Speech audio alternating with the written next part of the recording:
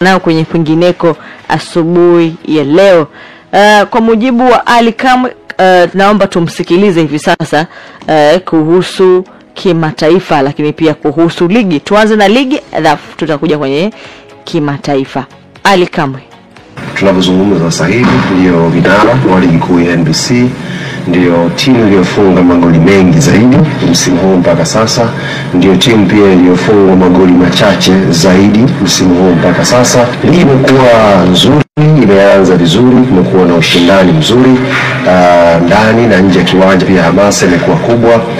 Watu wanafuatilia zaidi nafikiri ligi kuu ya NBC msimu huu kuliko msimu wowote ule. Tumecheza michezo minne so far, kwa hiyo mapema sana kuanza kuzungumza nini kitakwenda kutokea mwisho wa msimu, lakini inatupa picha kwamba ligi ni ngumu na tunatakiwa tupambane zaidi tuweze kupata matokeo mengi mazuri na kuzidi, kama sio kuifikia basi tuzidi ile rekodi ambayo tumeiweka msimu uliopita.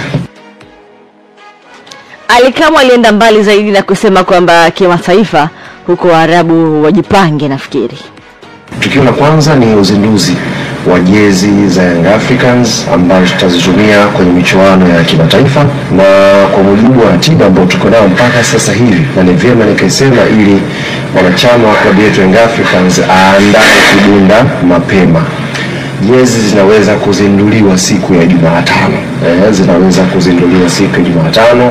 Hatuna muda wa kuchelewa. Nataka jezi zinduliwe mapema, watu wavae, wapendeze, wajiandae na safari ya kwenda Guantanamo. Na kujua Guantanamo ni New Aman Complex, huko ambako patakwenda kufanyika ukatili ambao haujawahi kutokea hapa Tanzania kwenye michuano ya CAF Champions League. Ni kwenda kuonja sasa hamasa kuelekea mechi ya tarehe 22 dhidi ya FAR Rabat. Tunafahamu wenzetu ni klabu kubwa, ni klabu ambayo inafanya vizuri sasa hivi kule Morocco.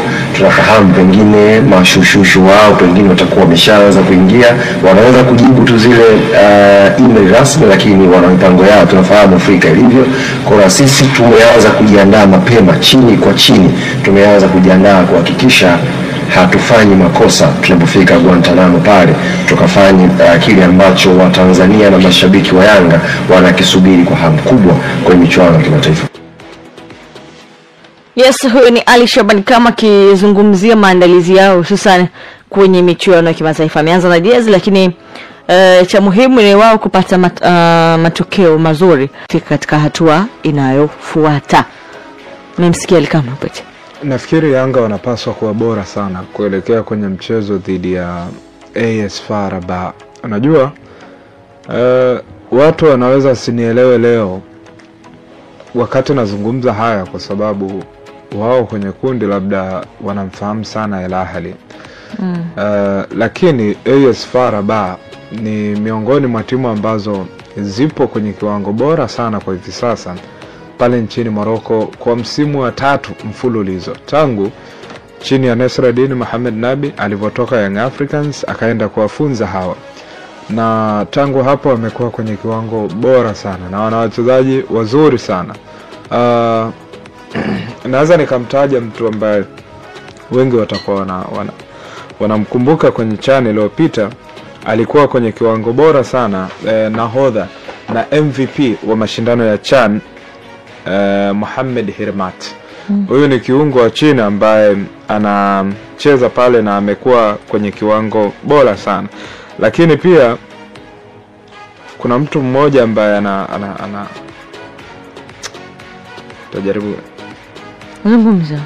Kuna kitu nilikuwa naangalia hapa kama nitampata yule mtu.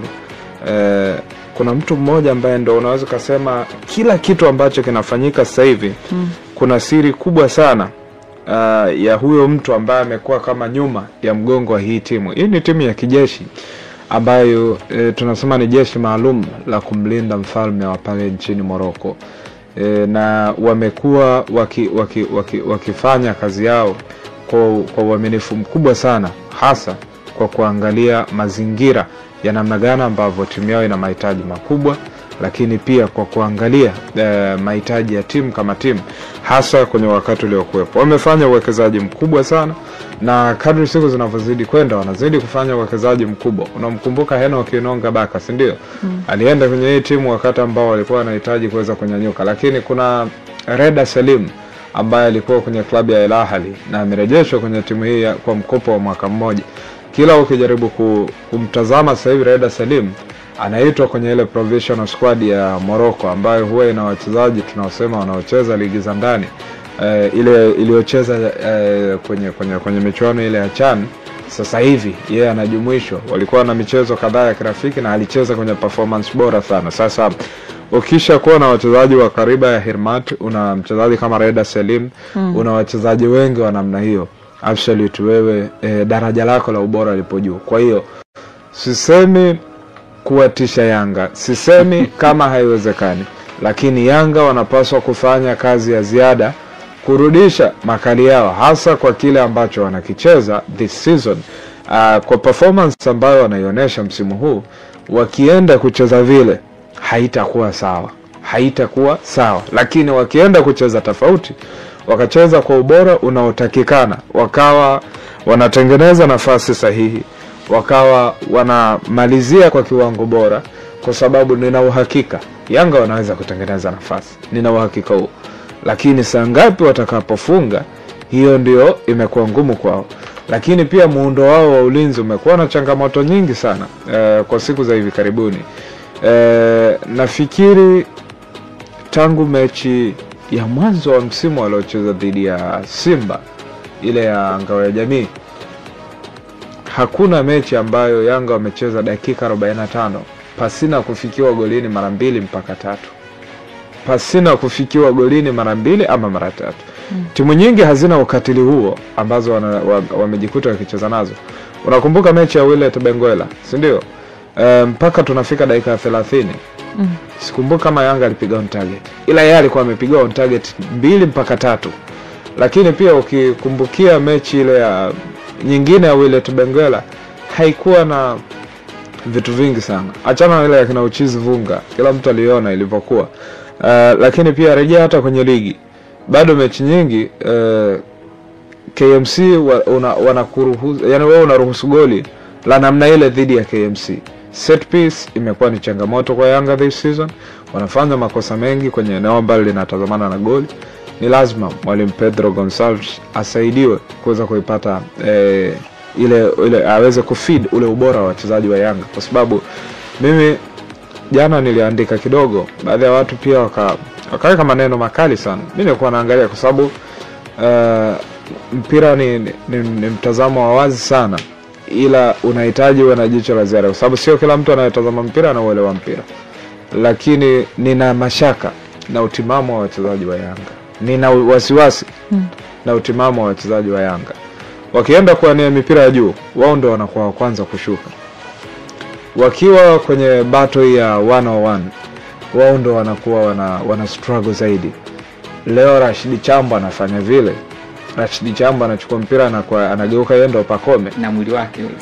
Yani Rashid Chambo sibo anateleza. Sasa ndio hiyo unapaswa kufahamu kwamba kama Rashid Chambo anakufanya vile, Reda Selim inawezekana tofauti zaidi. Sijui unanifahamu.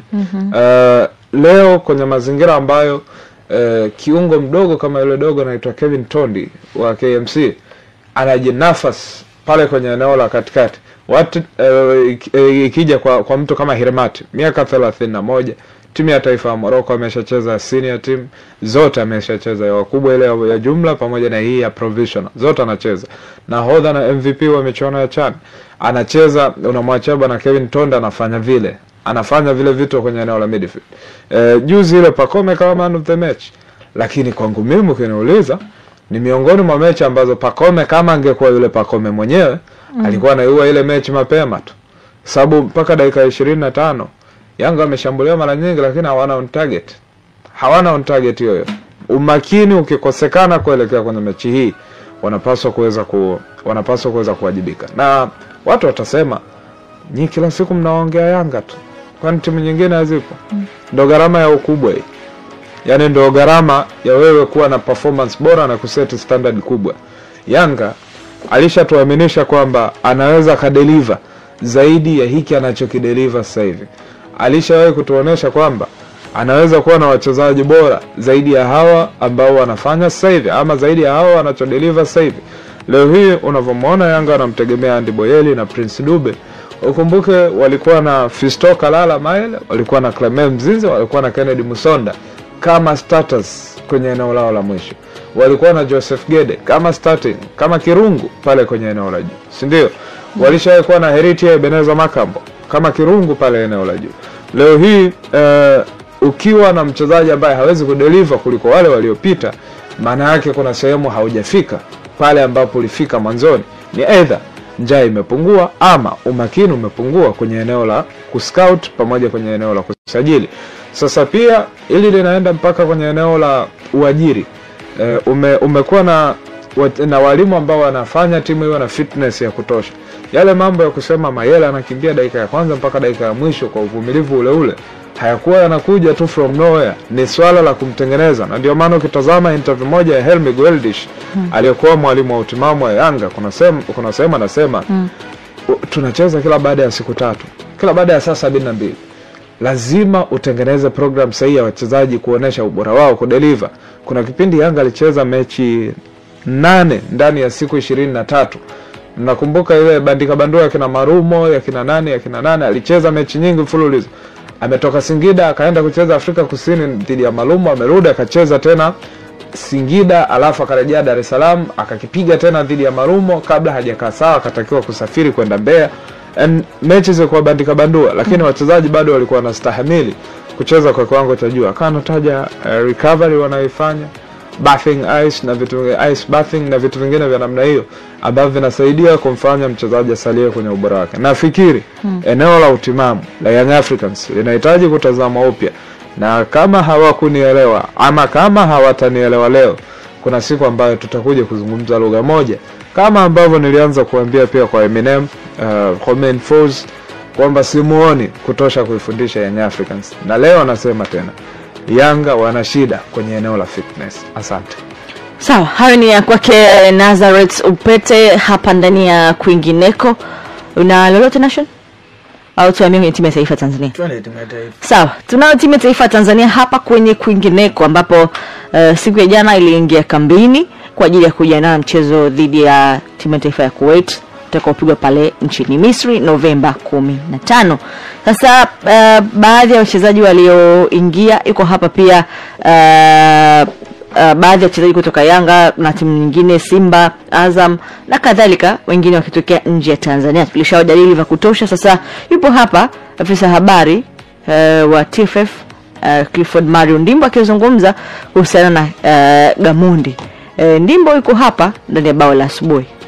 Tunapomzungumzia kocha Gamondi, inakuwa ni mchezo wake wa kwanza akiwa na kikosi cha timu ya taifa ya Tanzania, Taifa Stars, lakini ni kocha ambaye tayari anafahamu vizuri ligi za Tanzania, amefundisha kwenye timu tofauti hapa Tanzania.